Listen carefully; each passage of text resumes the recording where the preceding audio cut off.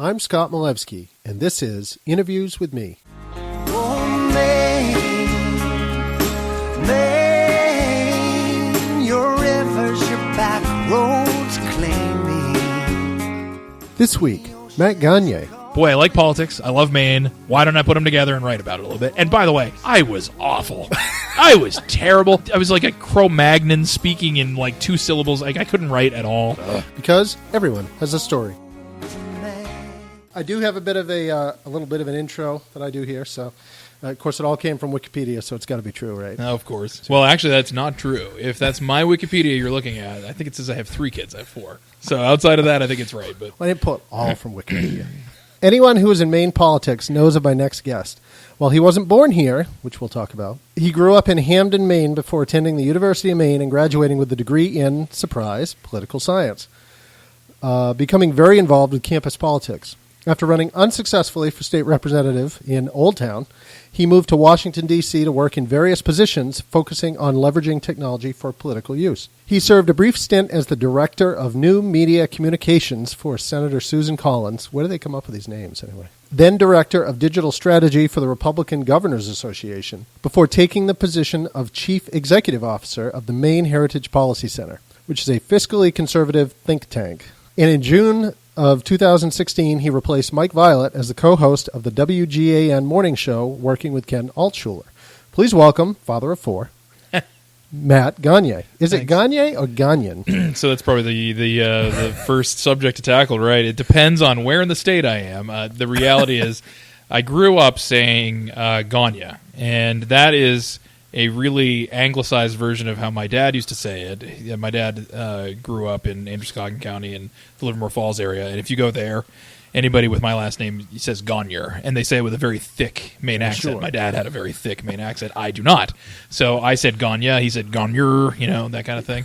The reality of the pronunciation, though, is Gagnon, if you were to do it French. Okay. If you're going to be like my brother who lives out in Central California and has no one who's French around him and he gave up entirely, then you're Gagnon. So Gagnon Yeah. just gives up. Yeah, so it depends on who I'm talking to, but usually I'll say Gagnon still. Okay.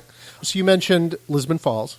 Livermore Falls. Livermore Falls. That's where my dad grew up. That's where your dad grew up. Yeah. So, okay, tell me how he went from there to Walnut Creek, California. How did that happen? Yeah, no, I usually don't talk about this because, as you know, you're a native Mainer yourself. You know, if you weren't born here, even if it was 11 seconds, right, and you came over the border right after you were born, you're not a native Mainer. But no, I was born in Walnut Creek, California, and the story basically is that my family is from Maine, from before Maine was actually even a state. Now, see, that's different. That counts, even though you were born. I certainly hope so. I hope it gives me at least some credibility. But the Gagnon family came to the North American continent from sort of about 100 miles outside of Paris in the 1600s, like 1634.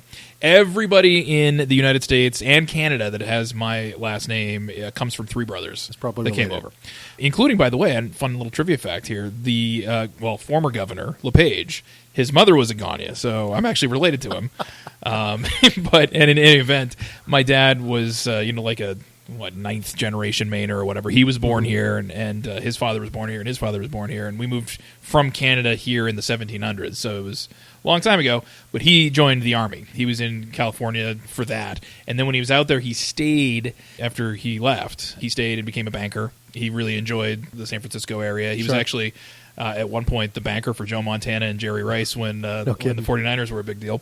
So stayed out there for a little while, but after I was born, I think we moved back to Maine when I was 2 or 3. So I don't really remember California. Remember that much. Yeah. Not much. We would go back and visit it because I still have 2 sisters and a brother out there. But I am as Maine as you can come without actually physically being born here. When I think we moved to Hamden. We moved to Bangor first, but then like 6 months later moved to Hamden when they found a house. So yep. Even though you weren't born here, there's a little bit of leeway given. I hope so. Okay. Yeah, I do. I hope so. No. We give a little bit of leeway, I guess. So you grew up in Hamden. You've been there since you were 2. Tell me about your parents. What was your dad like? Is he still around? No, he passed away in 2013. April 14. He died of lung cancer. He was a long-term smoker. My dad was very Maine. I mean, there's an old joke I sometimes tell that one of the reasons why I liked Paul LePage so much was that he reminded me of my dad. That, I think, is true of a lot of people that voted for him. he reminded you of your uncle or your dad or somebody like that, because that old French cantankerous, gruff, rough around the edges guy, like, we all know that person. That was my dad. He was incredibly intelligent, very smart guy. He could have done absolutely anything had he had the same resources that a lot of other people did. Like, his parents had a dirt floor, and had, no running water for most of their lives. And he was the last of 8 kids, and they were as poor as you could possibly be. And so, he didn't exactly have a ton of stuff to work with to make it in life, but he did anyway. He joined the military. Well, he did go to college. He spent a year or two in Farmington Teachers College, but he ended up leaving after a little bit of time. He didn't want to finish it, and he went to banking school, which is not, at that time, it's not a college degree. It's not like a banking degree in finance or something like that. It's actually like training stuff that if you were like an executive in training, they would send you to, so that you knew everything about the banking industry and whatnot. It was almost like an associate's degree or apprenticeship or something. Yeah, basically, but you got a certificate and you spent a couple years doing it, and it was a thing. So he did that. So no college degree, but he certainly gave himself the skills that he needed to succeed, and he ended up rising to become a vice president of Bank of Boston, and he was very successful sort of by the end of his career and whatnot. So really down to the earth, salty guy, very blue collar. You saw firsthand of somebody who came from nothing and worked their way up through and was able to do that. Yeah. What about your mom? My mom is actually very, very much the opposite of my dad. He was loud, boisterous, French, that kind of guy.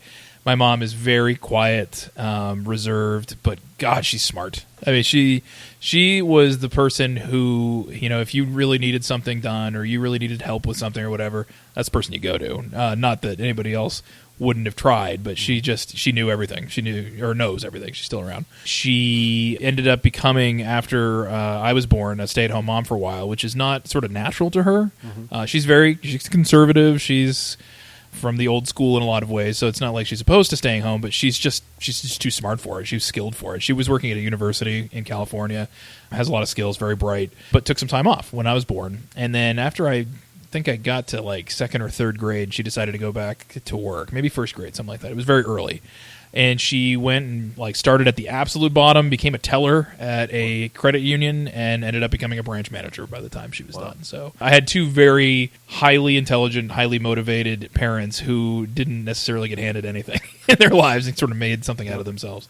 Now, was she from Maine? Or no, was she from not California? Even close. She actually met my dad out in California. Okay. She grew up in Minneapolis, she was born in Minneapolis. She grew up in Seattle. Her dad was military also, so she bounced around a little bit. Okay. Ended up meeting my dad in the late 1970s, I think at the University of California, Berkeley. Not when it was becoming the hippie center of the universe. It might have been at another college, but it was at a university somewhere around there when they were just encountering each other somewhere, and that's kind of where that. But she came with him when he wanted to move back. He was offered a job back east, and she said, "All right, fine, I'll come to Maine." And she did. Minneapolis is not that much different from Maine, right? True, and she's my mom's maiden name was Knutson. She's Norwegian. Her father, I think, was the first generation, or it was his father. They were sort of more recent than my father's family coming over in the 1600s. Years. So very, very Norwegian. So that's a very Norwegian area of the country. That whole Minnesota, Wisconsin region. Very Scandinavian. Yeah, very Scandinavian. And your dad's name is Robert. Robert, and your mom? Diane. Siblings, you talked about brothers and sisters. Mm-hmm. How did they all end up back out in California? Oh, God. How much time do you want to spend on this start of this? Believe it or not, I'm actually the only product of my parents. My brothers and sisters are all half brothers and sisters. Okay. So each of them was actually married prior to being married to each other. My mom had 2 other children in her first marriage, and my father had 3 other children in his first marriage. So if you add us all up, I'm number 6, I think. Wow. If in the blended family, the weird Brady Bunch, I guess, if you can think of it that way.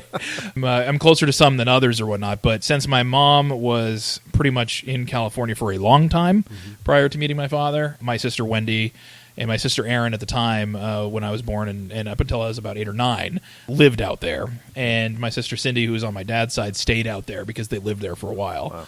And my brother Mark also was over there. But now Erin actually moved back when we moved back a few years later, but she came over here, and then my sister Christina came with my dad when my dad came over here, and then there's me. So we're sort of all over the place. It's a strange family. Thanksgivings are A little tough sometimes. I bet but, they are. Yep. So Erin was the only one that came back with you to Maine. She didn't come when we came, but she came later. She stayed out in California with my sister Wendy, and she had her own life there. She was pretty young at the time, like in her 20s. She had actually an abusive boyfriend, and she actually got pregnant with my niece Colleen back then, just to help her out a little bit. My mom said, "Come on back, let's get you out of that bad situation, and come east and stay with us for a while, and get you back on your feet and stuff." And she did, and she's actually turned into a tremendous success also. So, nice. But she had to come over here and kind of get things straightened out a little bit. So you did get a chance to kind of get to know your siblings a little bit. Oh, yeah, definitely. Okay. Yeah. And we used to go out and spend time in California every summer when I was younger. We didn't do it quite as much when I became a teenager, but earlier on, we would go out and visit quite a bit. When you were more difficult, you wouldn't want to do it. Much more difficult, yes. I did, and I myself go back every once in a while. In college, I took a trip out there for a spring break and stuff, but not as much as I'd like to. But now, are they all in the San Francisco area still, or are they kind of scattered? They're all in that region of California, but they're a little scattered around it. I mean, I don't know if you know that area at all, but like San Francisco, like it could take you an hour to go 5 miles. So, I mean, one of them is San Jose, one of them's in Danville. They're kind of in that region, I think, all within, I guess, 50 miles of each other probably. But so tell me about growing up in Hamden. What was your childhood like? Oh, it was awesome. I couldn't have asked for a better place to grow up. What I've always been interested in is how different my upbringing was to especially my dad, but also my mom to some degree. I was as quintessentially middle class as you could get. There's a reason I don't have a Maine accent. I was in a very high-performing school. It was a public school, but it was a high-performing school in the area. It was like the place where people would move if they wanted their kid. It's basically what I did when I came back. Yeah. When I moved back from Washington, D.C., which I'm sure we'll get to, I got a job in southern Maine, and I could have lived in any town I wanted to. So I started searching around for what's the best schools, who's got the best baseball team, all this other stuff. And we settled in Yarmouth so that my kids would all have the best place to go. And that's kind of what my parents did in Hamden. It's a very similar place.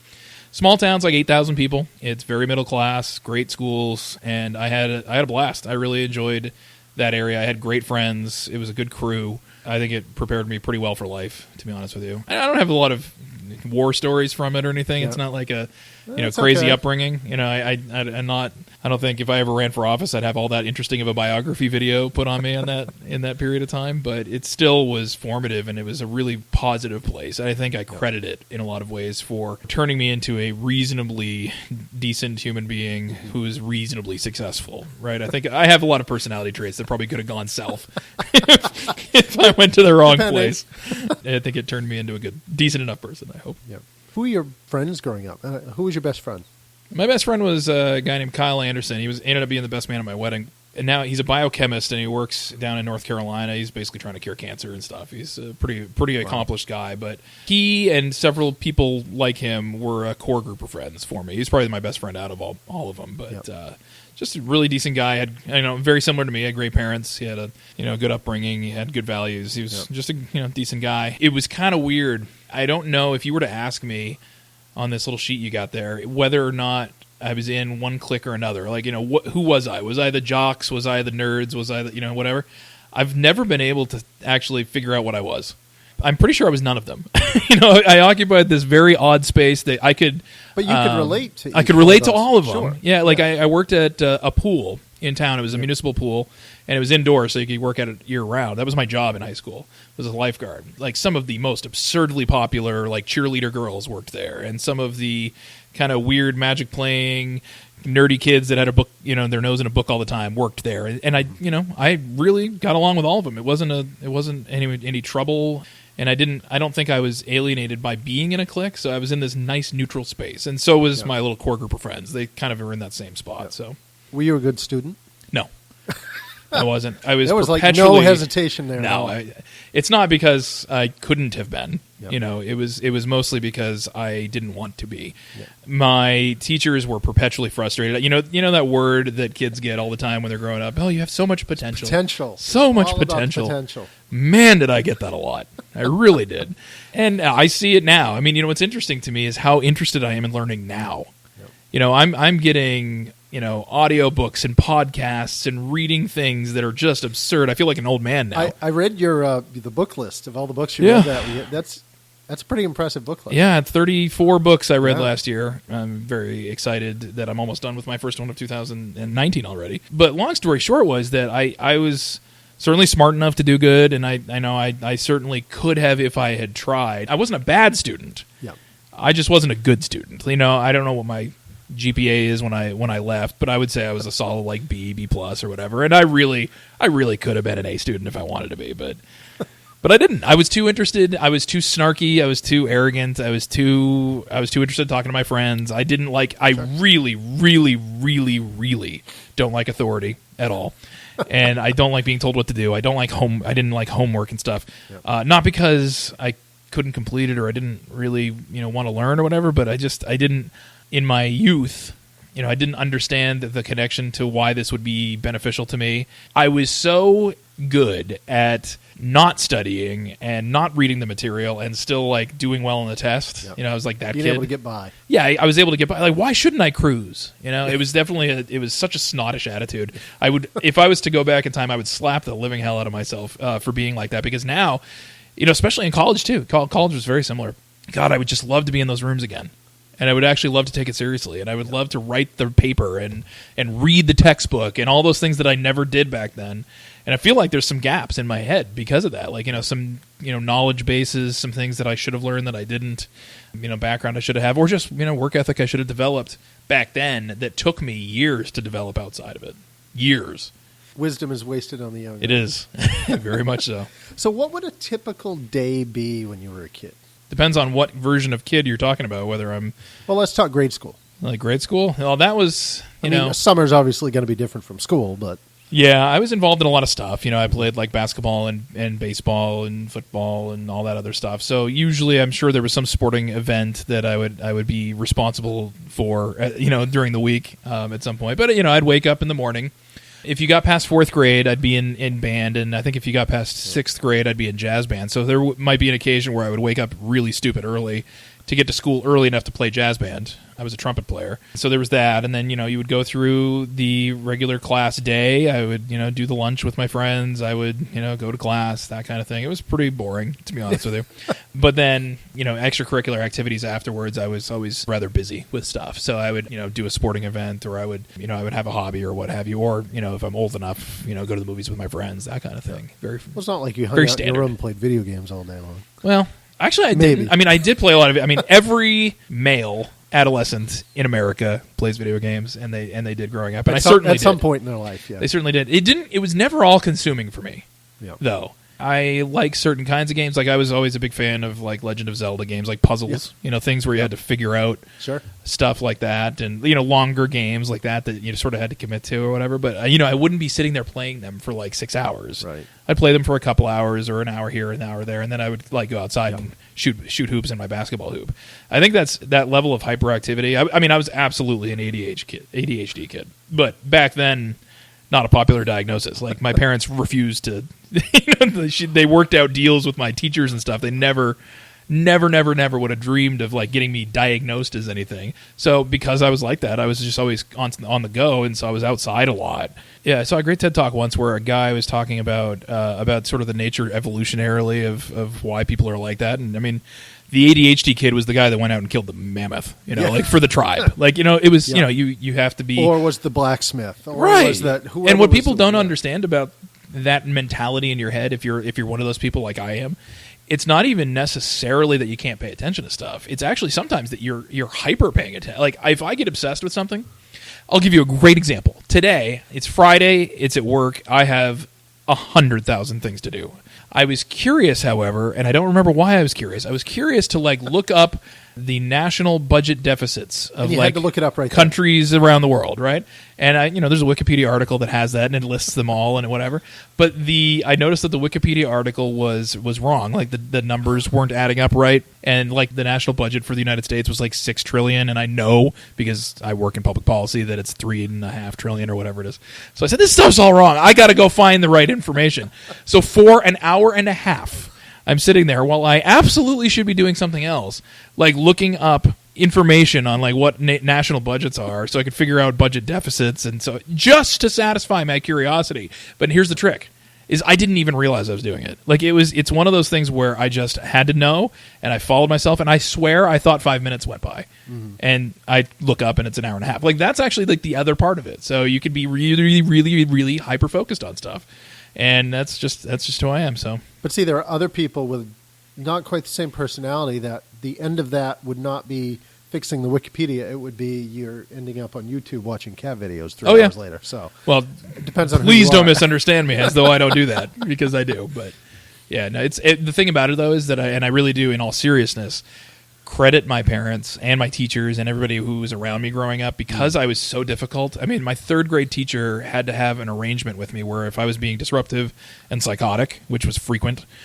she would touch her ear. She would just hold her ear a little bit just to kind of give me a, like, hey, you. Like a warning. Settle down kind of thing to, like, make me aware of the fact that I was, like, doing it. Without calling you out. Yeah, exactly. Right? And because I learned to manage it and cope with it and deal with it rather than relying on, you're going to get my ideas on psych meds here if you ask too much, but like rather than settling me down with some sort of a, psychotropic medicine of whatnot, like just numbing me down, I just really, really, really credit that with my ability to control it now. Because I've learned when to recognize it. I mean, like I can tell you that story now because I know I did that, and I know that next time I shouldn't do it, and it might be something I still deal with, but I can deal with it. Yep. In a much more effective way, which can help you, I think, be successful in life. Along that same vein, what was the worst thing you did growing up?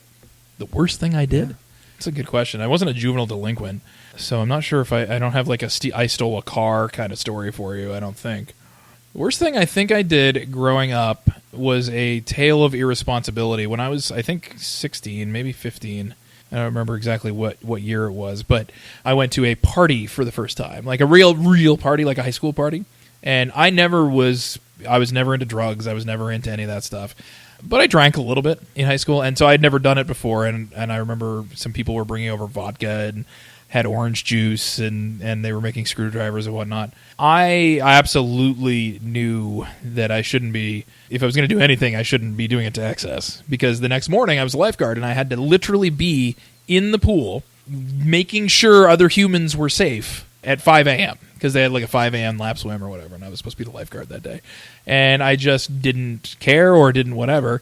I got more belligerently drunk than I probably ever have since, only because I didn't know what I was doing, so I didn't realize what the volume was going to do to myself. It was like that silly sitcoms you see in like the 90s, right? It's like the lesson that you learn. I remember when Vanessa in the Cosby Show got drunk and was like sick for a day afterwards, and Claire and Bill Cosby walk upstairs and teach her a lesson. Like it was honestly like that for me. It was so bad, so I had to like call out the next morning and leave any number of people hanging. Like I basically ruined an entire day's worth of revenue for the place I worked. Totally screwed several employees. I mean, it was just terrible.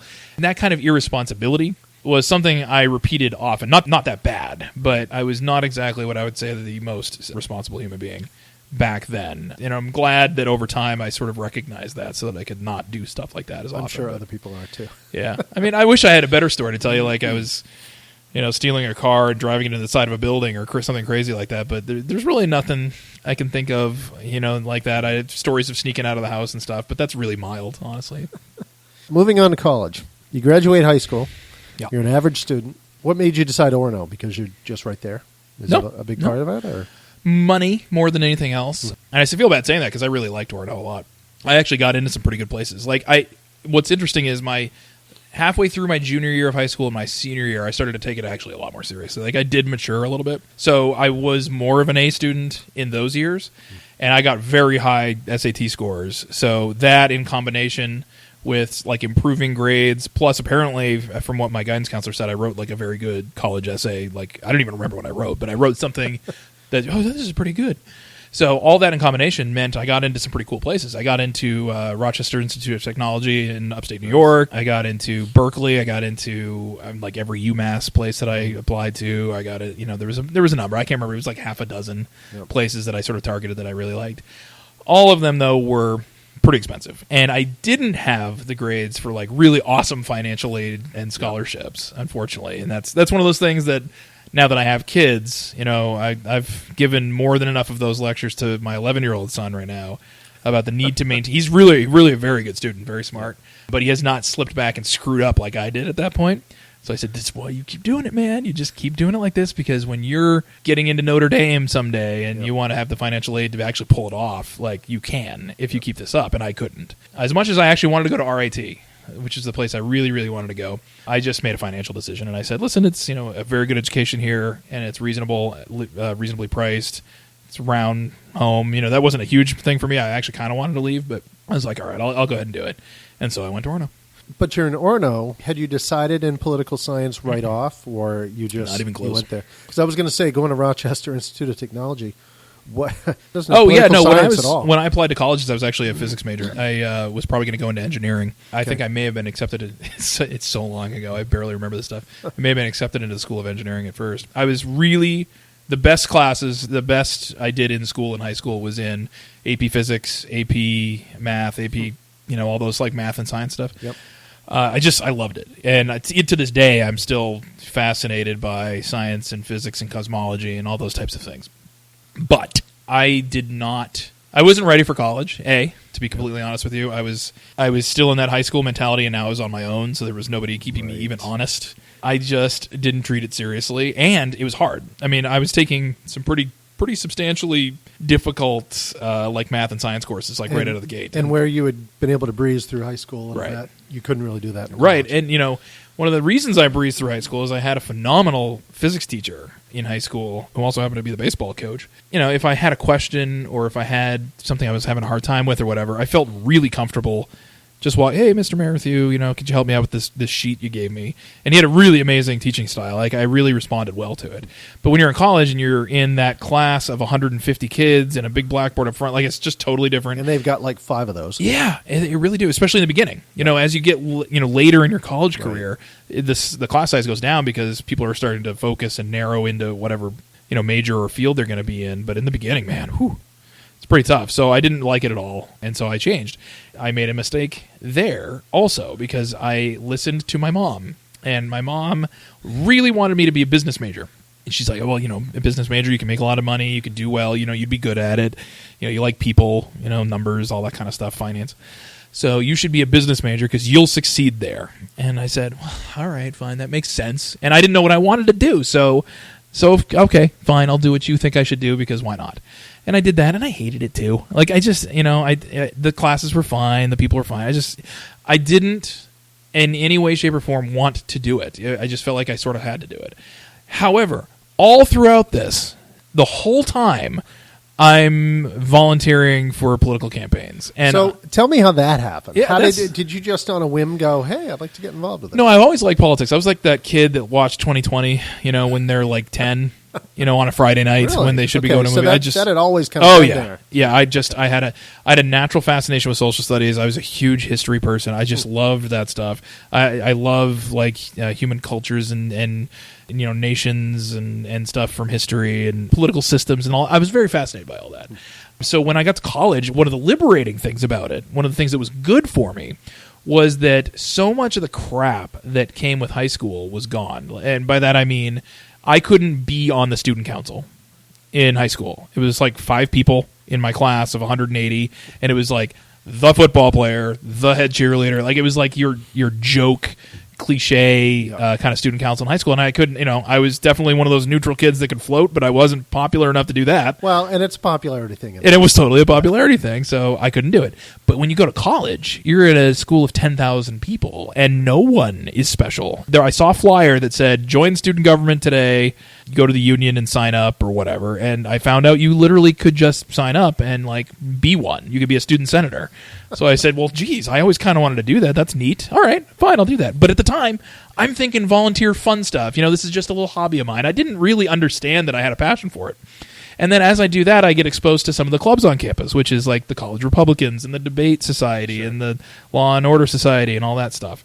And I start making connections and friends and networking, which, by the way, if you're listening to this and you want life advice, networking. That's how you literally get everything out of your life. Yep. So I just naturally fell into it. I got involved in the College Republicans. When I joined it, I was the 3rd member because everybody, it was after an election cycle or something, and everybody had left, and the club sucked, and nobody was there.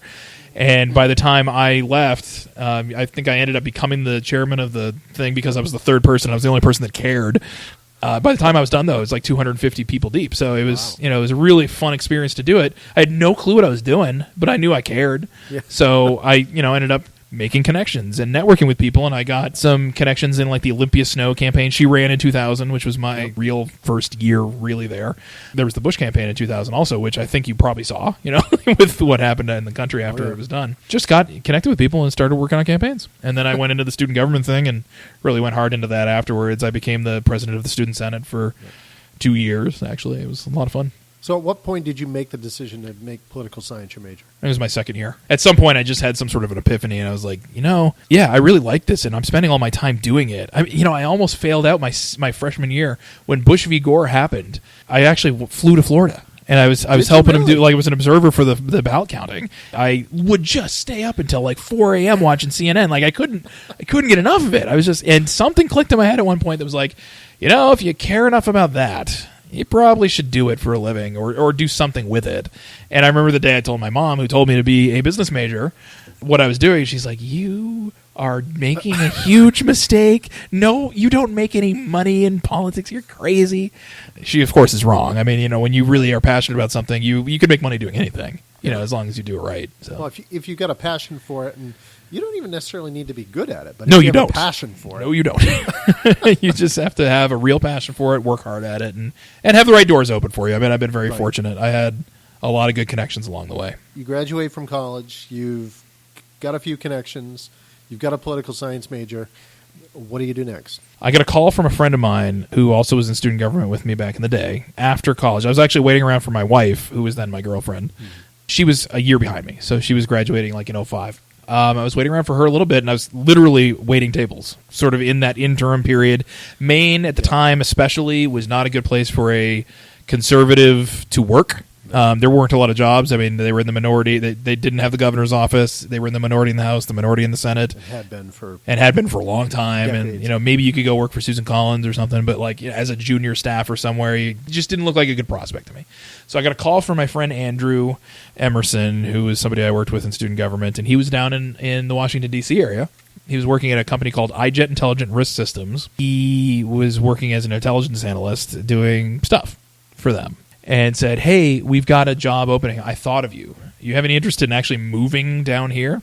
I hadn't even really considered it until he asked me the question. And I was literally in the back room of the restaurant I was working in getting the phone call. I was like in the freezer answering the phone call, talking to him about this stuff.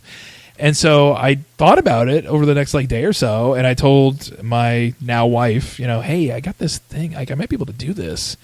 Would you move with me? Would you want to go? And she's a teacher, so she could do it anywhere. She's like, yeah, sure, why not? Let's go.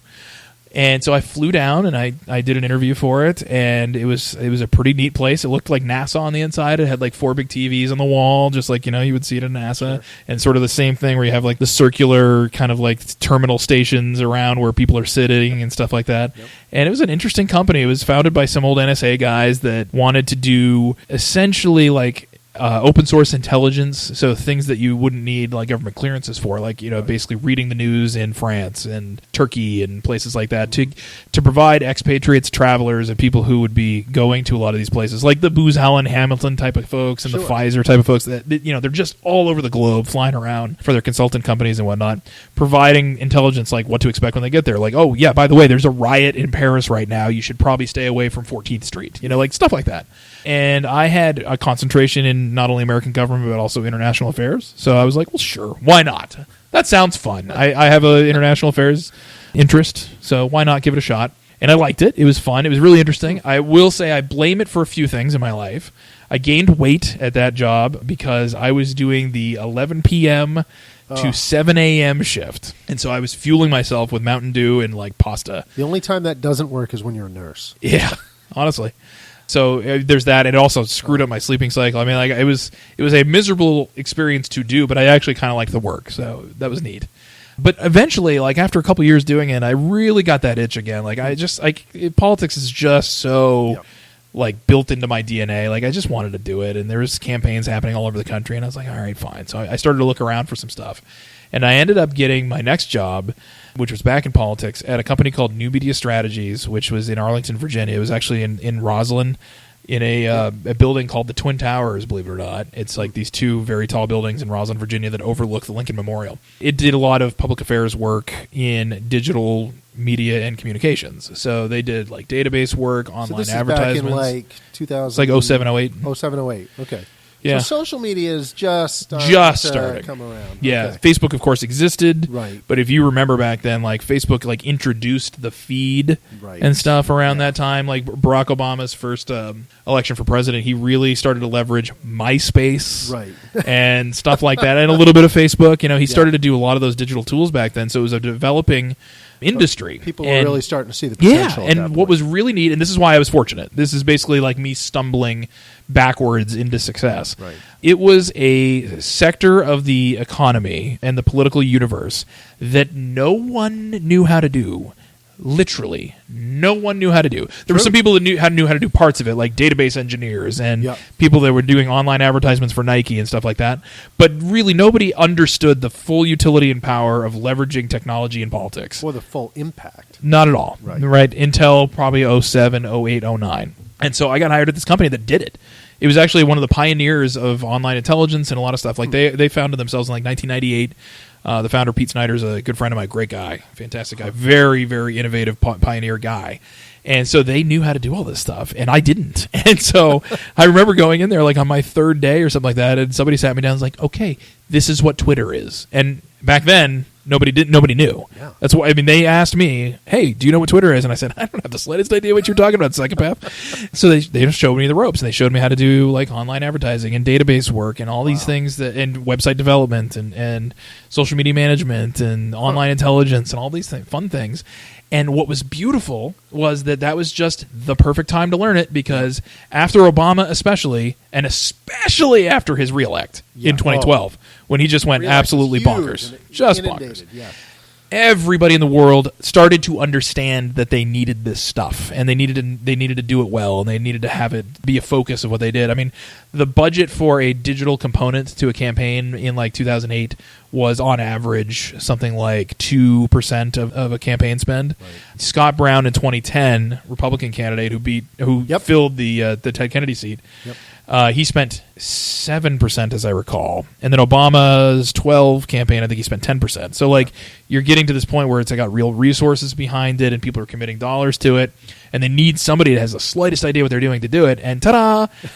Here I am, one of the only Republicans in the country that actually knows how to do it. I mean, it's honestly a really small fraternity of people that knew how to do it at the time. It's a lot bigger now, but back then it was very much smaller. It just sort of got me a lot of opportunities that I would have never gotten otherwise. And because it was such an important part of campaigns, I became more important than I should have been. You know, I mean, I was like a director level, like in senior staff meetings for a number of campaigns and in campaign committees. And it was preposterous that I was there. I mean, there's no reason I should have been, but I was essentially senior staff by default because it was such an important part. Knew. Yeah. It's like, do we have anybody that can do that? Okay, well, congratulations, you're a senior staffer. Wow. And that's kind of how my career kind of spiked. You know, it was funny because I was there for years in Washington, like just meandering in mediocrity, getting nowhere. And this is common of a lot of people who are in their mid to late 20s, early 30s. You know, they go nowhere, and they're just slowly growing. And then like there's a moment, and suddenly your career takes off a little bit. And that's kind of what happened to me. At what point did you decide to move back to Maine? At what point did you start working for Susan Collins? How did all that come about? I worked for Susan Collins after the 2010 cycle. I worked at New Media Strategies. When I talked earlier about having great contacts that I just stumbled into. Yes, because you were doing analysis and articles and things for the Bangor Daily News. Oh, yeah, well, that's the other thing. While you were down in D.C. So these things all cross over. For the 2010 election. Yeah, so when I was working at New Media Strategies, I worked with a woman. Her name was Liz Mayer. She was fantastic. She's still around. You can follow her. You'll see her on Bill Maher sometimes. She worked for about a year at New Media Strategies, but she used to be the online communications manager or whatever for the RNC. And so she had a lot of really good contacts herself, and she and I became really good friends. Okay. She told me that the NRSC, which is the National Republican Senatorial Committee, had an opening for a deputy director of digital strategy, which is one of those titles that you invent out of thin air. Exactly. But it was a neat job, and it's like the two people that were responsible for digital stuff. He was the director and the deputy director, and I was the deputy. So I got this opening, and I can recommend. I mean, I know the person who's hiring it.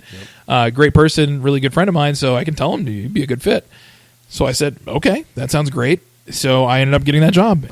Huge. This is what I'm talking about, the spike of the career. Like, it was a huge pay raise, huge responsibility raise. It after feeling like I was stuck in mud for such a long time, like I suddenly felt like I was kind of on an upward trajectory. And that cycle, I was there for that cycle. The way that they worked that year is that they basically staffed up for that big 2010, red wave Tea Party thing. I mean, there was 36 races that year, I think. Everybody saw it around the country that it was coming, so everybody geared up for it. Right, but then after it was over, they staffed down. It's back down to the skeleton crew afterwards. Yep. So, after November happened, I was looking around a little bit, and it just so happened that that Lance Dutson, who was the previous online communications manager, whatever his title was back in the day for Susan Collins, had, believe it or not, it's funny that I'm now remembering my own career. I think he had just moved back to Maine to be the CEO of the Maine Heritage Policy Center, which is hilarious. So there was an open gig there. Yep. That's exactly what happened. He did that, and then he left to go to Charlie Summers' campaign in 2012. Yep. So they had an opening for basically what I did, and I was like, well, geez, isn't that great timing? And went over there and talked to the Susan Collins people and got that job. And so I worked on the Hill for a while. I will say I really enjoyed that office. Everybody there is awesome, and I have a lot of respect for Senator Collins. I don't agree with her on everything. Obviously, I'm more conservative than she is, but I think she's a tremendous public servant. But I will say I was very, very stifled by the environment of the Senate. Like, I'm sure you could tell, just like, I'm a very creative person. Like, I like to take risks, and I like to do weird stuff. And I don't like authority, and I like taking chances and experimenting and all that other stuff. And the entire apparatus of the Senate is not geared towards doing that. I remember trying at one point. This is the way we've always done it. Yeah. This is the way it needs a great example of this is when I was at Senator Collins' office. She had a website that I think had last been redressed maybe in the mid-2000s. I mean, it had been years and years and years, and it was a little clunky. That was pretty common back back around that time. So I had some friends that worked over at the House, and I said, hey, how do you guys do this if you want to get a new website? And they're like, well, we just find a web vendor, and we get a proposal, or you send out an RFP or whatever, and get some things, and we go with one, and then we do it. And it's like how you do it with anything. And I used to do web development. When I learned all that stuff at New Media Strategies, I learned how to do web development. Yep. And I know that I would have charged, if I was in charge of it, $8,000 to $12,000 for it. Something that was a good price, but it was something that was reasonable. It would have looked really good, and it would have been awesome. But unfortunately, the U.S. Senate required that it would be programmed in Cold Fusion, which is a programming language I did not know.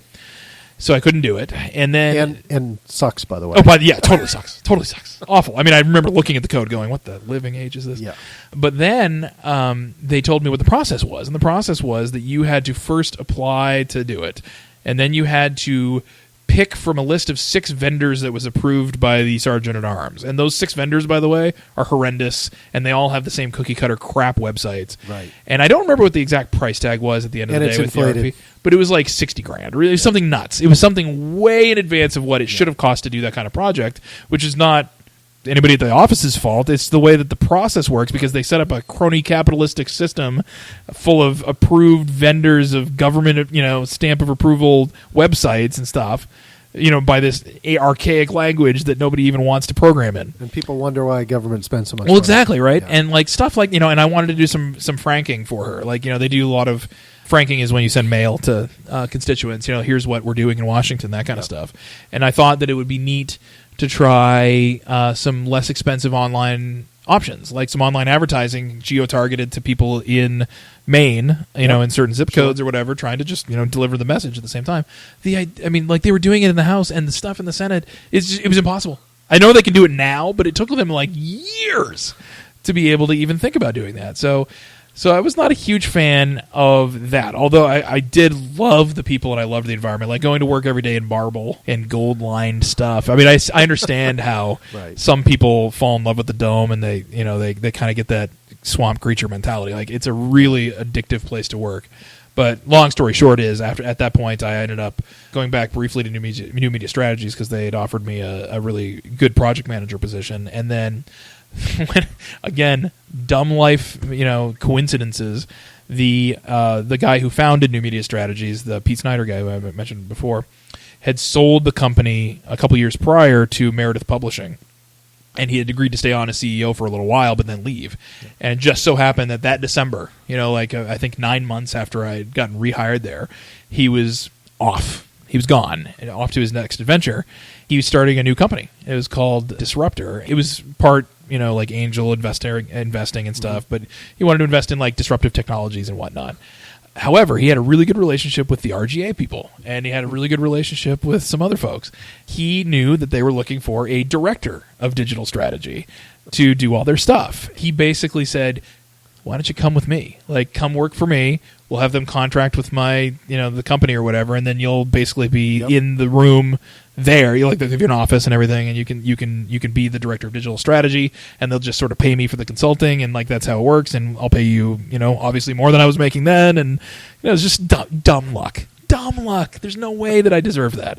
But I had a really good relationship with him, so then I get pulled into doing that, and that's how I was at RGA, and I was there for 3 years, and I saw some of the coolest races, met some of the most amazing people. I mean. Yeah.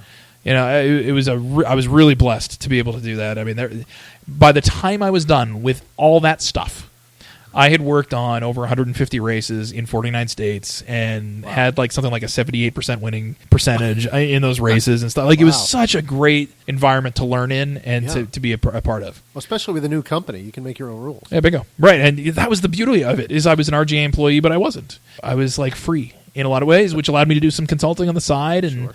A lot of neat stuff. And so this is a very long way of answering you, but all throughout that, I missed my home. I mean, I love Maine. I absolutely love it, love it, love it. I would come back to visit as much as possible, have a ton of family here. My sister lives in Gray. She has 3 kids, so I've got nieces and nephews that I knew I was never seeing, that kind of stuff. And then, my dad got sick in 2013. He got diagnosed with lung cancer in the early part of 2013. Yep. I had always said to myself, I'll go back someday. I'll figure it out. What I thought was my plan was I was going to start a consulting firm, which I actually did start. I actually started it on my own, and I was going to use that as a vehicle to earn enough money to just live wherever the hell I wanted to and then live here. Right.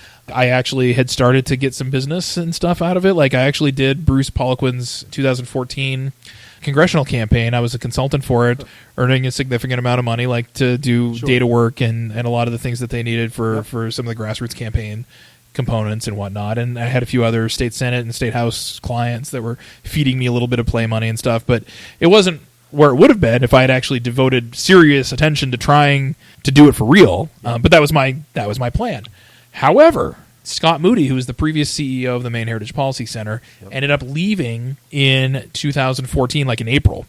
And he went to State Budget Solutions, which was another policy think tank based in, I think it's based in Virginia, but he lives in New Hampshire. And so there was this vacancy in this opening. I saw it, but I didn't, I don't have a policy background, or I didn't have a policy background. At the time, I had worked with a little bit of the policy stuff at RGA because they had a policy shop there, but really I was unqualified in every way, shape, or form. So I didn't even consider it. I wasn't like, oh yeah, that's the job I'm going to do. Yeah. Some time went by and they were having trouble finding somebody. They had some candidates that were good, but they hadn't fallen in love with anybody yet. Steve Robinson, who now is the producer of the Howie Carr Show. He's if you listen to Howie Carr, that's the Steve. Steve Robinson was working at MHPC at the time. He was the editor of the Maine Wire, and I guess you could call him a policy analyst at the same time. He was doing a lot of the FOAs and the investigative reporting stuff and a lot of the neat things that MHPC was doing back then. He just kept bugging me. He's like, hey, you should apply. You should apply to this. And I'm like, are you out of your bloody mind? What are you I am not qualified. They wouldn't want me. No, I'm not going to do this. But after the 4th or 5th time he bugged me about it, I was like, all right, you know what? Fine. Here's my resume, Steve. What do I have do to whatever lose? You want with it. Knock yourself out. Yep. I came to be surprised that I got a call the next day with them trying to schedule an interview. So they flew me up. I did the interview. I think the reason I ended up getting the job is that I had a plan. They said, what would you do if you were here? What do you think the right way forward for us is? I had an answer for him. I actually immediately started talking about the need to invest more in grassroots advocacy and trying to actually get things done in the legislative process, how that would happen. And I guess one of the things that I did bring to the table was past political experience. A CEO, and I didn't understand this at the time, a CEO does not need to be a policy expert. They can acquire policy expertise.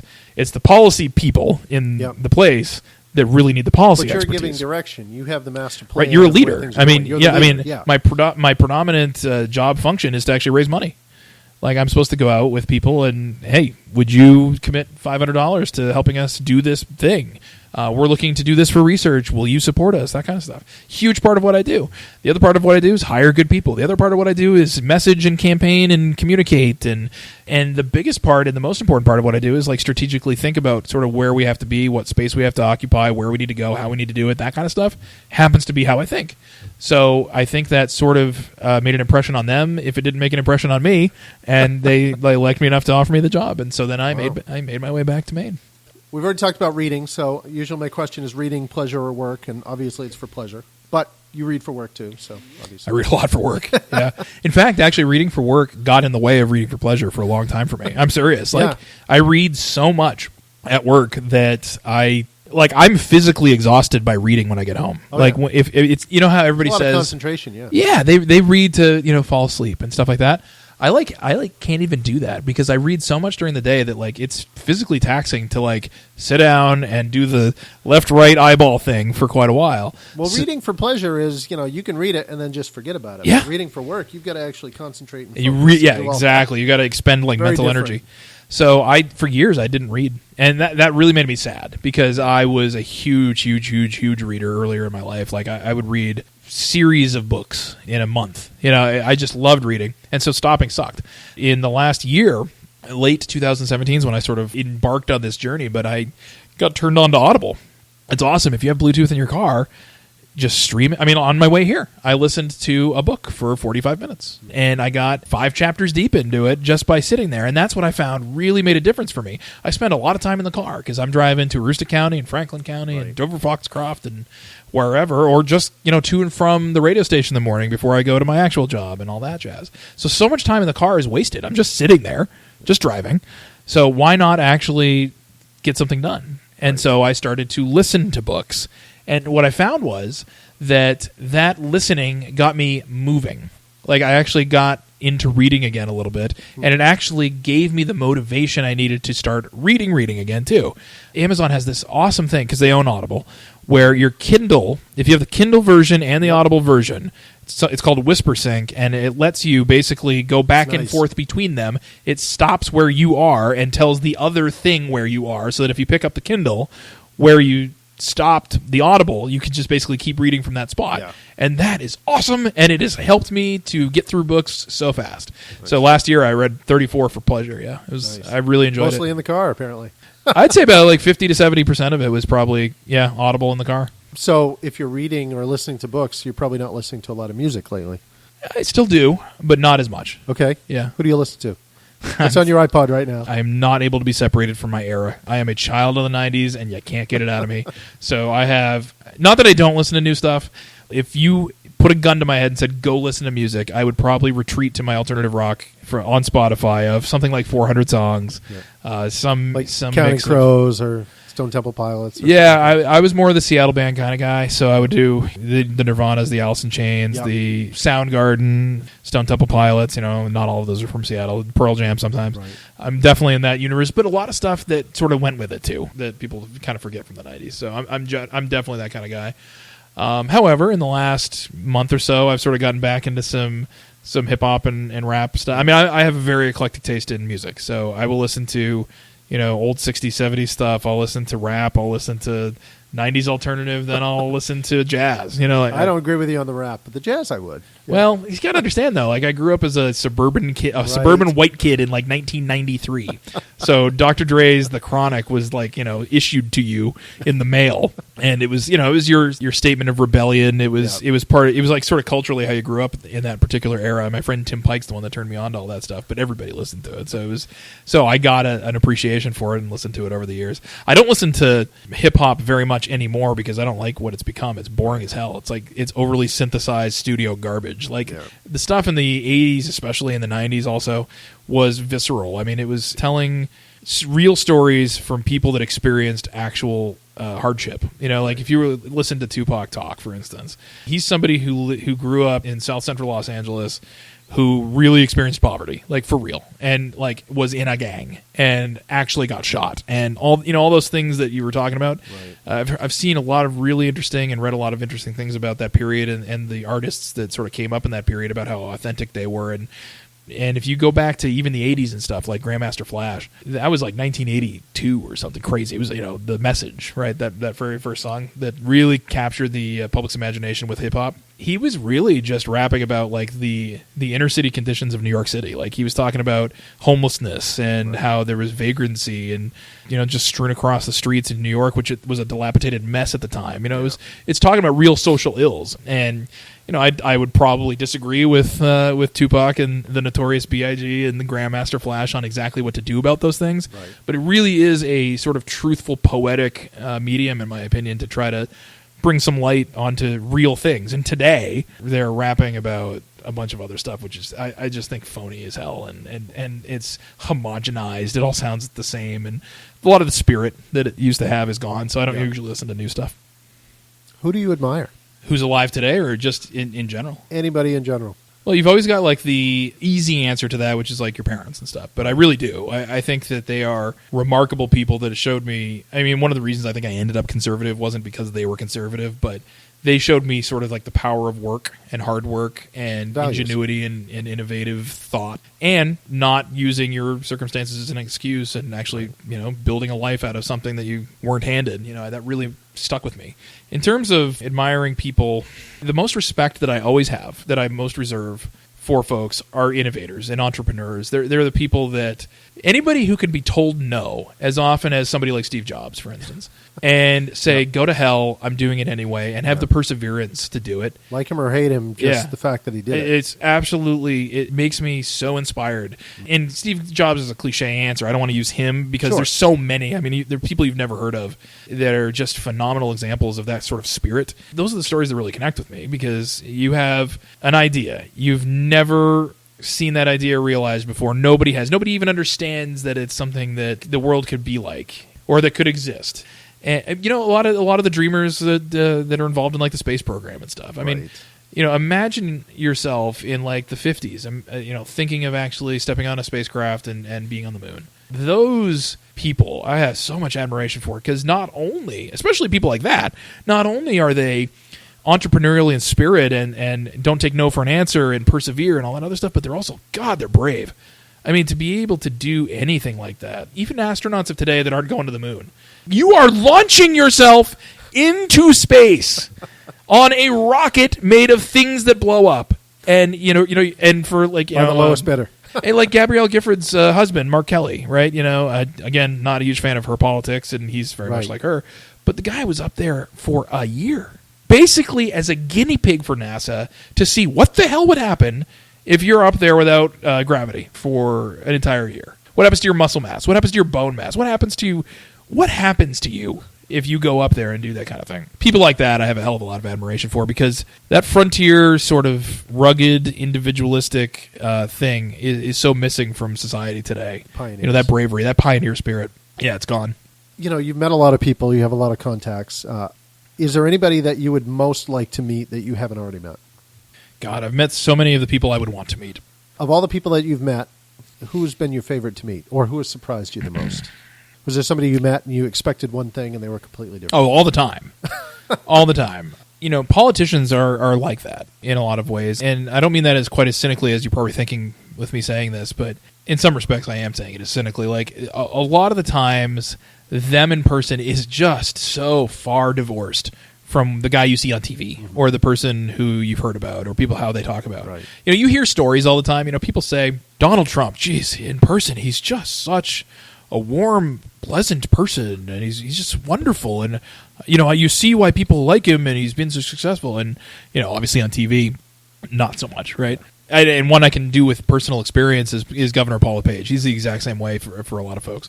I think he is one of the warmest, most interesting, nicest, most curious, most intelligent people I've ever met in my life. But you would never, ever think that by press coverage or how people talk about him. A little bit of that's conservative cynicism about the press, of course. But even setting that aside, like nothing to do with press bias or anything. It's just the caricature of you, the human being, in public. Even if it's good, if it's bad, if it's indifferent, is almost universally wrong, or at least misleading. I'm not going to name names, but certain sedate senators right now who in public are cast as just the most wonderful people, just the nicest people.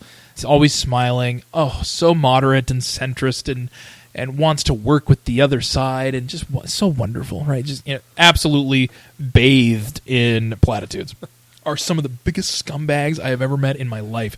Some of the meanest, most vitriolic, petty, small people are the guys who, when the cameras are on, are smiling and happy. And sometimes the people that are gruffest in public are oftentimes just the nicest and most genuine people you might meet otherwise. Yep. Also, you get a lot of people who aren't what they say they are. This one I will say. When I was working at the NRSC, I remember I ran the studio. I did a lot of video recording for people when they had a message to send back home or whatever. And Jim DeMint and Lindsey Graham come in. They were going to give something to a Chamber of Commerce conference or something back in South Carolina, and Jim DeMint is a conservative's conservative. He is basically Barry Goldwater reborn, right? Yep. And Lindsey Graham is your most typical neoconservative guy ever, and he's very similar, in a lot of respects, reputationally at least. They're sitting there talking about the need for low taxes and stopping the spending train and all stuff you would typically hear out of a guy like that when the camera's running. I turned the camera off, and the two of them were talking about some pork barrel project that they got for South Carolina somewhere. They're like, "Hey, did you get that $150,000 for that?" Yeah, no, I did. Yeah, 5 seconds after that, the camera had shut off. Right, and I'm sitting there saying, "Are you out of here? You're bleeding mind." And then on the flip side of that, you had I remember Mark Kirk from Illinois. He was a United States senator from Illinois, very much Susan Collinsy. Right, he was very moderate. I remember he came in to record a message on tax day, and essentially said something to the effect of, taxes are the price we pay for a civilized society. Trying to give a very neutral message. Cliche right? answer, yeah, exactly. He turns the camera off. He's like, "Stupid frigging taxes! If you made me king for a day, I would get rid of every tax this country. I hate taxes." He's just going on this vitriolic rant about how much he hates the tax system in the United States. And I guess that's my takeaway: is that what you see in public, good, bad, or indifferent, and what's the reality are just so different. So different. Who would I meet that I haven't met before? Yes. Probably the Pope.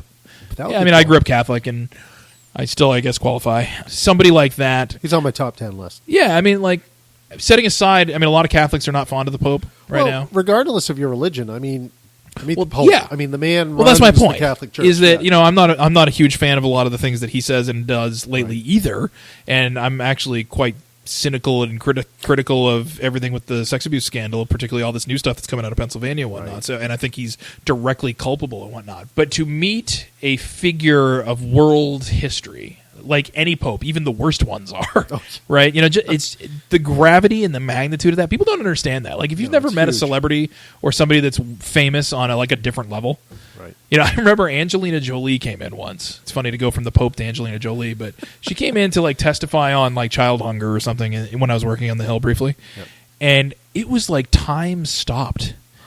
Everybody in the world came crawling out of their office, and she looked. I remember seeing her when she was walking through the halls. I was like, it's like a floating human. It's like you have this something about seeing people like that. Yeah. Not in your living room, but in your living room. Around them, yeah, you're always around them, and they're so famous. And people in Nairobi know who they are. Who they are. There's something about that is interesting to me. Yep. Not necessarily because I would like to lavish praise on them and slobber all over them or whatever, but just to see it in for person. To actually see that person in the flesh and actually be around it. Actually, if anything, to demystify it. To be, this is she's actually 5'1" and is not a larger than life figure, and the Pope is actually a real person, and there he is, and I think that'd be neat. I'd like to do that kind of thing. What would your friends say about you? Oh God, I don't know. I get that answer a lot. Yeah, I talk a lot, which I think is not surprising. One of the biggest takeaways for me would probably be I just care about stuff. I really do. Not just stuff, but people. I have a soft spot for, I tip people 40%. I really care about the world around me. In my personal life, I really try to be genuinely good to people. And if a friend is in trouble and needs money or help or whatever, I really go out of my way to try to help them. And I would hope that they believe that and see that and whatnot. It really matters to me to be like that. It's just a pay it forward mentality. Yeah. I feel like it pays dividends in the end for you to be a good person like that. Yeah. So I hope that's what they see. So you're hoping one of your friends when they're in jail will say, "Call Matt, he'll come get me." Yeah, that's actually not why I do it, though. Like, yes, I do. I do hope that. But I really just think that, I don't know. I guess I'm an old softy. Like, I don't know if the Catholicism just got beat into my head that much to be that good to your fellow man. But, it's a good rule. I'm the kind of guy that buys, like, Subway sandwiches for homeless people. Like, I really want to see the people around me that I encounter be okay. Are there any philanthropic or charity organizations that you're passionate about? Yes, there are two that matter to me a lot. My sister's involved in JDRF, which used to stand for the Juvenile Diabetes Research Foundation. And they were trying to get rid of the juvenile. Right. Because type 1 diabetes affects adults, and children. My brother-in-law has type 1 diabetes, and I've been involved. I know a lot of people who have type 1 diabetes, and it's terrifying. It's absolutely terrifying what that will do to a body and what it takes to take care of it. So she's been involved in raising money for it for years. So I've been trying as much as I can to help out with that, nice. Doing the yearly walks and trying to fundraising outside of the year for that as well. So that one matters to me an awful lot. But the other one that has always mattered to, or not always, but has mattered to me for a long time is actually the Cystic Fibrosis Research Foundation. I believe that's the name of it now. Whatever it is. I had a fraternity brother in college. I was a Sigma Phi Epsilon. He was one of my earlier friends that I made on campus. Mm-hmm. He was a college Republican. He was a SIG-Ep. He was a student government member. He was residence on campus. Like, he was everything that I did, he kind of did too. He was sort of there for a lot of it, and he had cystic fibrosis. And I don't know if you've ever known anybody who's had it, but what a miserable disease. Your lifespan is about 30 years old. You're very lucky to make it past that. You will almost certainly at some point in your life need a lung transplant, which he did twice, actually. I think he had to get 2 of them. Long story short, it builds up unfathomable amounts of mucus in your lung system, which blocks your breathing, and everything else. And so you're always coughing, always wheezing. You lose weight. It's just it's miserable. It's a wasting disease. It's terrible. He passed away 6 years ago, give or take, 5-6 years ago. It was a really good friend of mine, and so every time I get a chance to raise money for a charity, I either try to do JDRF or that one just to sort of commit to that cause and try to help somebody fix or solve that problem, because the idea that you are born, you have your child or whatever, and then you learn that they have cystic fibrosis and that you'll probably outlive them. It's just such a terrifyingly miserable thing that I can't imagine any parent being told. Finding some answer to that is pretty important to me. What are the most important lessons that you've learned in life? People. I guess maybe it goes back to my philosophy about helping people around you, but people are the core of your own success. It goes to that networking thing I was talking about earlier. Your relationships with people are the defining characteristic of, I think, a happy life. Family and friends and people around you who matter, who you care about, and you can actually spend time with. Look in the eye, put away the iPhone, and actually connect with in some fashion. It's what life is about to me. And so to that end, help as many people as possible, bring as many people into that family as you can. And if you want to be successful in life, care about people. Like, try to network with them, try to grow, try to make a connection with somebody that you don't have today. Try to learn something about somebody that you don't know today. Say yes to a podcaster who's trying to do an interview and stuff like that. And in all seriousness, I say yes to stuff like this all the time for that very reason. I mean, it's something that I hope one day one person that you do something nice for like that might say, boy, that was really nice that person did that. I should be nice to this next person, and that maybe the world will get just a little bit better as a result of that kind of thing. So that's something I've learned that I believe really strongly in. So talking about those relationships, what are the best lessons that you've learned from those different relationships? I have a short memory. If somebody makes mistakes, if somebody, a friend does something, ill-advised or bad or whatever, I'm not saying be a doormat to people. Sure. But don't sweat the small stuff. Don't throw people out of your life for no reason. My wife struggles with this all the time. She has a friend that frustrates her pretty regularly. She'll text her and she won't text back, and it'll be 2 weeks later, and then I'll say, hey, did you text this person, and did you set up something, you want to go see them or whatever? And she says, you know what, no, and she hasn't texted me back, so you know what, she can call me when she needs to. I just, I always try to tell her, I'm like, Aaron, don't be like that. Call her.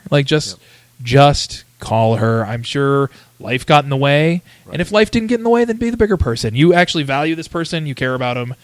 Like show it. Like it's okay to do that kind of thing. So try to not sweat the small stuff. Don't be petty. Don't be small. And actually, reach out to those people around you and try to foster good relationships. So what do you hope people will say about you at your funeral? I want them to play Frank Sinatra's My Way. That's always been one of my things that I've been big on. Mostly because it's kind of like how I want to be remembered. So that song, if you're familiar with it, is basically just an exhortation of how he's proud of himself for going through life by doing things the way that he wanted it to do them, not the way he was told to do them by other people. I really believe in that. Like if you just do what other people expect out of you or what you're told, then you're going to live a pretty unremarkable life that doesn't cut any new ground, doesn't have a new pathway that you forge out of nothing. You don't create, you don't grow, you're not substantial. You are just sort of what people expect. So that's what I really want to leave behind as a legacy. Is here's somebody that actually, for good or for ill, did things his own way, and as a result, actually left a mark. Like there's something behind that says there's a reason this person existed. So I have a last list of questions. Yeah, go ahead. And what is your favorite word? Indeed.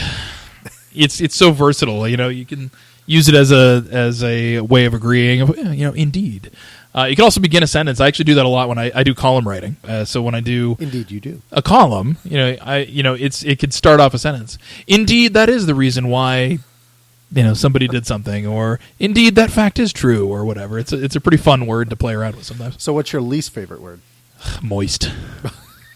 That's pretty common. You're not the first on the podcast to say that. No, it's a horrendous word. It really does not belong in the English lexicon at all. It's just terrible. What sound do you love? What sound do I love? That's an excellent question. A lot of stuff. Actually, I love the sound of, I think, which is a bit cliche, sort of the falling rain on your, metal rooftop or whatever. Like that's like a peaceful thing, like the sound of a thunderstorm or something. Like that's a really peaceful thing that I've really liked. The other one, which is a little weirder, maybe a little less conventional, and maybe I doubt you've heard this answer before, but Gregorian chants.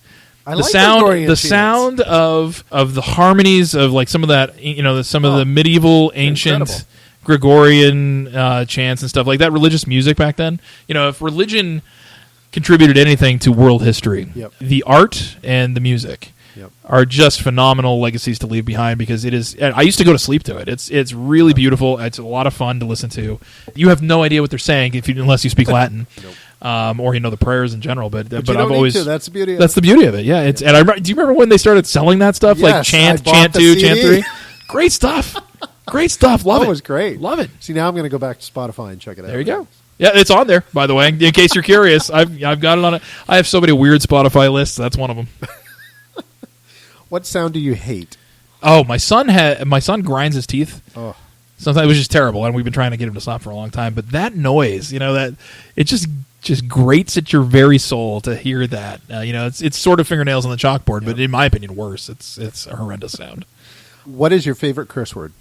I've had a bunch of them on here. Well, the one I use the most would be the 4-letter F-bomb. And what's funny about that, too, is that I never had a foul mouth. Never. Like, the worst I heard my dad say was probably shit. That was probably the worst thing I ever heard him say. Never heard an F-bomb thrown in there, ever. Something happened to me when I got involved in politics. There's jokes about this. Like Nixon said that back in the day. Like if you listen to the Nixon tapes, I mean, it's like every other word. And I think he at one point in his career said that, he actually did not have that kind of mouth until he got involved in politics. And I don't know what it is, but sometime around my mid to late 20s, I just started developing this foul, disgusting, horrendous mouth. We actually joke on it on the radio sometimes. It's a miracle that I haven't done that on the air. Yeah. I mean, because I want to all the time. And so that's probably the most popularly used one in my mouth, which I'm ashamed to say. But what profession other than yours would you like to have? Oh, God, there's so many. I would probably, is my own talent out of the realm of... Oh, yeah. Okay, I was going to say, because I'd love to be an astrophysicist. I would absolutely, maybe a cosmologist or somebody that is involved. You talking like a Sheldon Cooper? Or he's more theoretical, though. No, he's too goofy for me. Like, I'm talking, sincerely in the Stephen Hawking's, the Albert Einstein universe of people. Hypothesizing what would... The book I'm reading now is actually, it's called A Universe from Nothing, Why Something Could Have Come from Nothing. But it's a fascinating, thought-provoking book about the nature of the universe and existence. That stuff, that just gets to the core. I mean, I love that stuff. Thought-provoking is good. I really think that, all that kind of science is really, at its core, about the nature of existence and the meaning of the universe you live in, and what we're here for. Where did it come from? Why? How could it have happened? What's the nature of this universe that we are in, and all that kind of stuff. I'm just fascinated by it, because I think that it's the same questions that philosophers ask themselves. It's the same questions religious people ask themselves too. Whether or not you think God created the universe, an entity created it, nothing created it.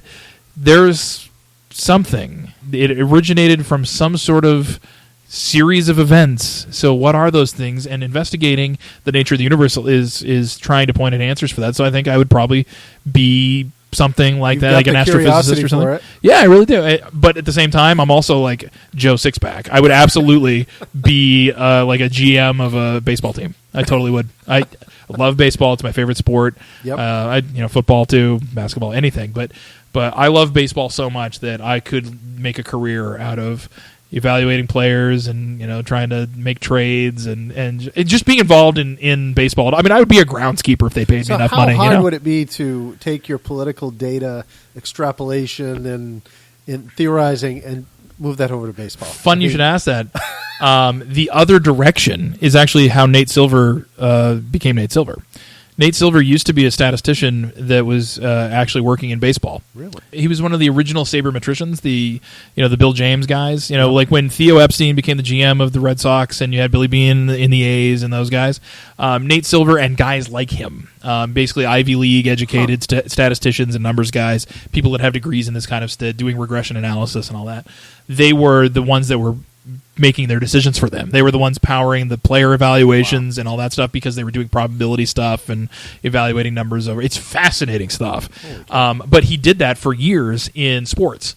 And then he had an interest personally in politics, so he began dabbling, like just screwing around. He started a blog. I'm serious, that's how this all started. Just dealing with like polling and, historical accuracy of polling and how good certain polls are and how bad certain polls are, trying to evaluate and come up with a secret sauce mix to be able to do predictive analysis for politics. And it's totally applicable. It absolutely crosses over in every way, shape, or form. In fact, on a number of occasions, I've said that one of the things that politics needs is like a sabermetrics revolution, because there is no judgment. God, we could be here for hours talking about this, but there is zero evaluation of the efficacy of any number of campaign political activities. Mail, signs, like radio ads. I mean, things that you do on a campaign that you've always done, that some old hand says you got to do to win. You don't know that. There's no way of measuring it, and if there was a way of measuring it, you're not even trying to measure it, right. So you have no clue. That's one of the things that was so special about... It's like old school advertising on TV. That's exactly what it is. That's the way it's always been done, so that's why people do it. Yeah, and it worked in the Mad Men era because you had more creative, intelligent people, but once you introduced analytics into it, it's exactly like baseball. Yeah. When you started introducing analytics, you could take a team that spent $15 million, like the Oakland A's, and you could beat the Yankees. Like, you could do that because you were better at analyzing what was going on around you. And it has been long since a desperate need for politics to do the same kind of thing, because people send out mail pieces and have no clue what it does. Oh, no. Oh, does this change public opinion? Is this a good message? Is it a bad message? Does it work? How many people open it? I have no idea. Which was one of the beautiful things about doing what I did in politics, because what I did in politics was the only analytical-based thing you could do. If I bought an online ad for a candidate, right, I spent X dollars, I got X views. You knew who viewed it, you knew who clicked on it, you knew who... You can trace someone down the funnel to see how much money you got out of it. Actually, Barack Obama did that in 2008. They ran an experiment. Their website, right? They designed. This is a great story. They have their website. They had on the front page Barack Obama and his family. Join the revolution or whatever.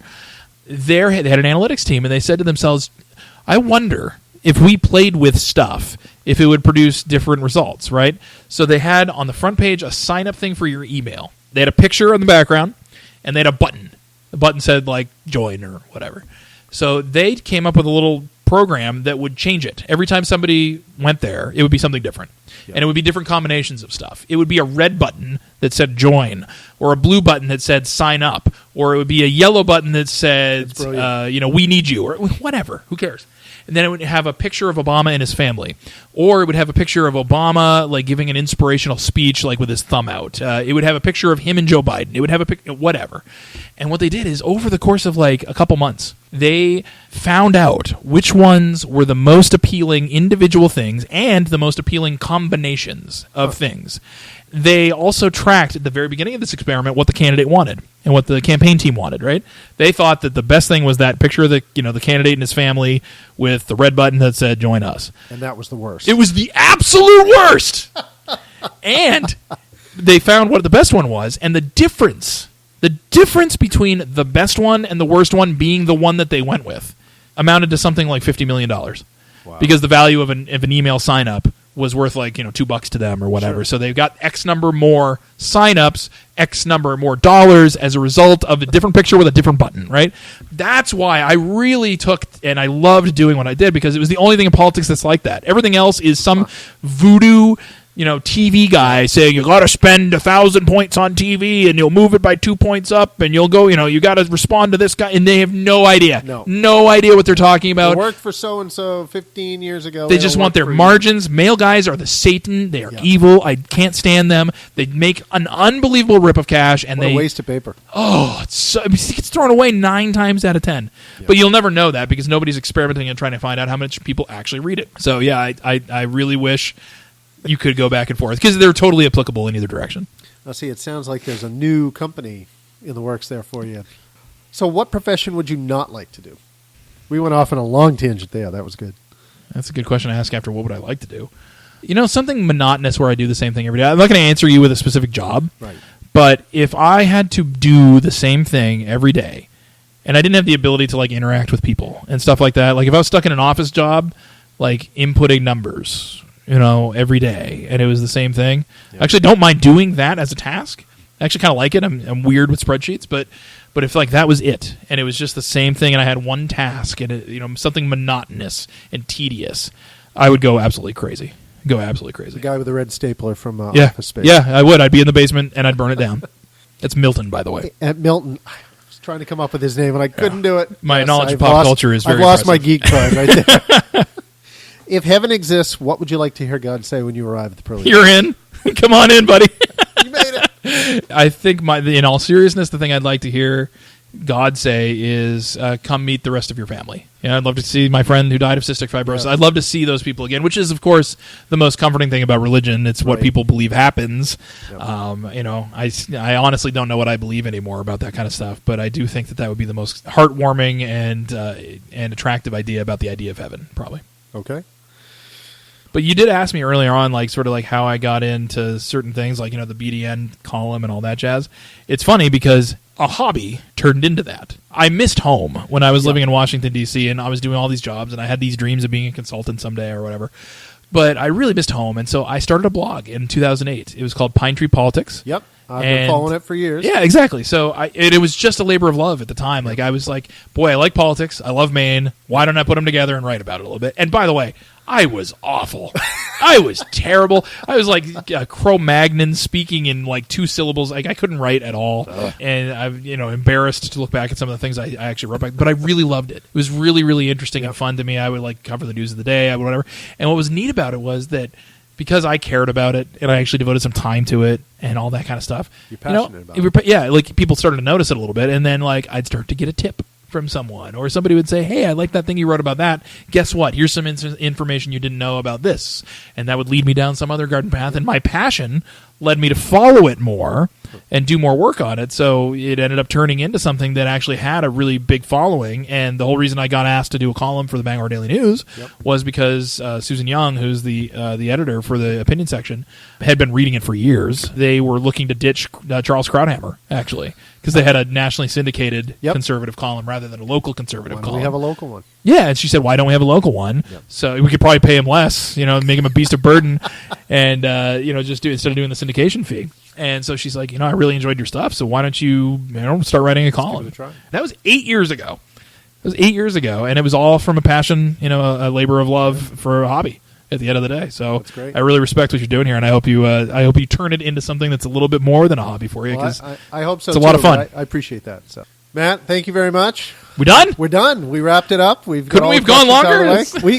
Dude, I could have been here chatting with you for hours. Yeah, so. no, good. So But these I appreciate it. appreciate it. We don't have sponsors. We promote local charities. This week's episode features the Juvenile Diabetes Research Foundation. Did you know that more than 1.25 million Americans are living with type 1 diabetes, including 200,000 youth and more than 1 million adults? Did you know that 40,000 people are diagnosed each year with type 1 diabetes? An estimated 5 million people in the United States are expected to have type 1 diabetes by 2050, including 600,000 youth. Type 1 diabetes is where the pancreas stops producing insulin. To find out more or to get involved, visit www.jdrf.org. That's www.jdrf.org. Welcome home to me. This podcast was created and edited by Scott Malevsky. Thanks to our guest this week, and a special thanks to Ellis Paul for the use of his song, Welcome Home to Maine. You can find his CDs, music, and touring schedule at ellispaul.com. You can also find us on Twitter, Instagram, Facebook, and iTunes. For more content and bios, visit www.interviewswithme.com. Thanks for listening, and we hope you join us next time.